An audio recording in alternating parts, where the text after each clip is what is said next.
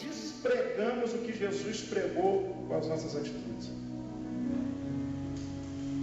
Quantas vezes você já ouviu alguém dizer falando assim: tu é crente? Sou, mas de qual igreja? Da igreja tal. Aí ele lembra que tem alguém que fez alguma coisa com ele que lesou ele fala assim: mas ser crente com aquele camarada lá, eu prefiro ficar do jeito que eu estou. Quantas vezes você já ouviu isso? Eu já ouvi milhares de vezes.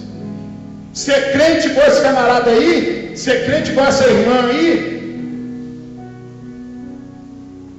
Olha o que Paulo vai escrever. Parece que eu vejo Paulo aqui simplesmente tão concentrado nessa questão que ele dedica um capítulo inteiro. Aí você vai ver que no versículo 14 da epístola de Paulo aos Efésios, no capítulo 5, olha o que ele diz aí.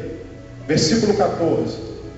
Pelo que diz: desperta, ó tu que dormes, e levanta-te dentre os mortos, e Cristo vos iluminará. Aqui está falando de um despertamento. Talvez esse seja o maior grito do Espírito Santo para a igreja atual: desperta, ó tu que dormes.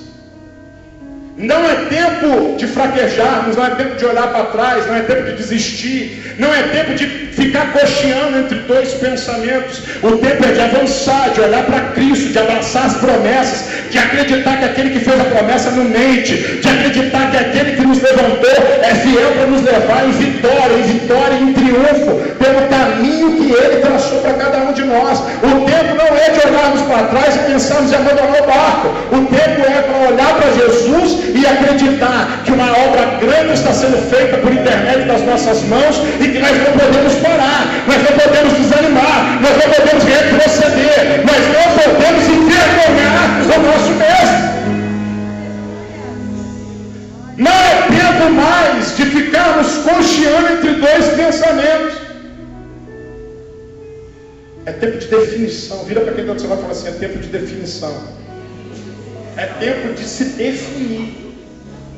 É tempo que você precisa definir, porque, como já foi dito aqui nesse púlpito, ficar em cima do muro não dá. Ou tu desce do muro e escolhe um lado, ou tu corre o risco de cair de cima desse muro e se machucar terrivelmente. E ele está falando aqui de um despertamento. E eu acho interessante, porque Paulo ele faz menção de uma canção que era muito conhecida entre os Efésios, baseada lá em Isaías, no capítulo 26, depois você pode olhar se você quiser abrir, no capítulo 26, versículo 19, ele faz menção de uma canção que fazia parte do inário do povo de Éfeso, e eles cantavam essas canções, ele faz essa menção, falando assim: olha, vocês precisam despertar, e ele queria trazer um despertamento para aquela igreja, porque havia dois perigos rondando aquele povo.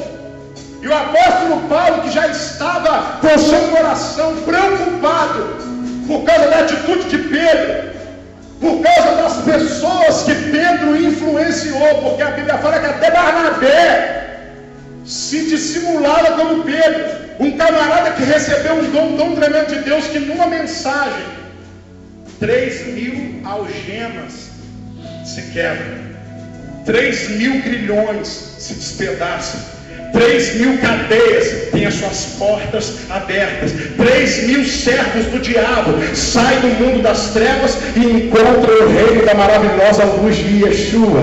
3.000 pessoas se rendem à mensagem que transformou minha vida e transformou a sua vida.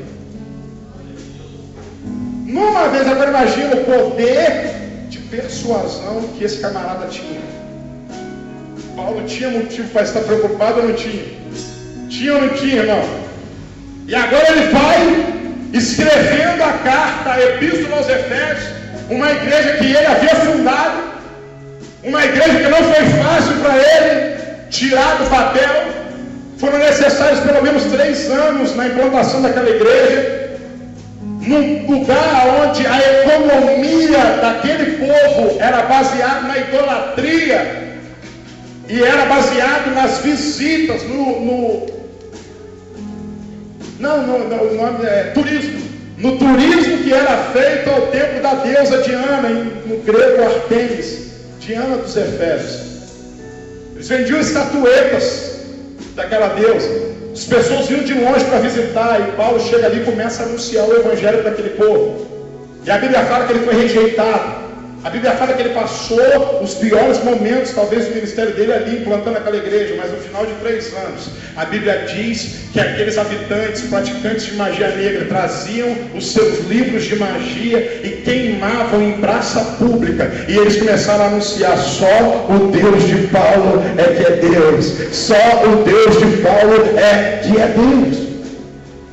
3 anos depois de muita luta, de muita entrega, de muita dedicação, de muito joelho no chão, de muita noite mal dormida, de muito jejum, de muito preço pago, ele colhe o resultado. E talvez eu esteja falando para pessoas aqui que estão pagando um preço, que estão orando, mas não estão enxergando o cumprimento da promessa. Eu quero trazer ao seu entendimento que talvez no primeiro ano Paulo pensou em desistir, quem sabe até no segundo ano ele pensou em desistir também, mas no terceiro ano ele foi honrado. Quando Daniel dobra o seu joelho e começa a orar, a Bíblia fala que 21 dias foram necessários para a resposta chegar. E aí a pergunta que fica é: se ele desiste no 11º dia, se ele desiste no 20º dia, ele seria um frustrado, não teria recebido a resposta de Deus e não teria visto aquela vitória maravilhosa chegando na tua casa, na tua vida. Mas quando ele persistiu, quando ele perseverou, a resposta veio. Vira para essa pessoa que está do seu lado e bota a mão na obra dela e diga para ela assim: não desanima, continua orando. Ei, a resposta está chegando. Ei, Deus já enviou a resposta.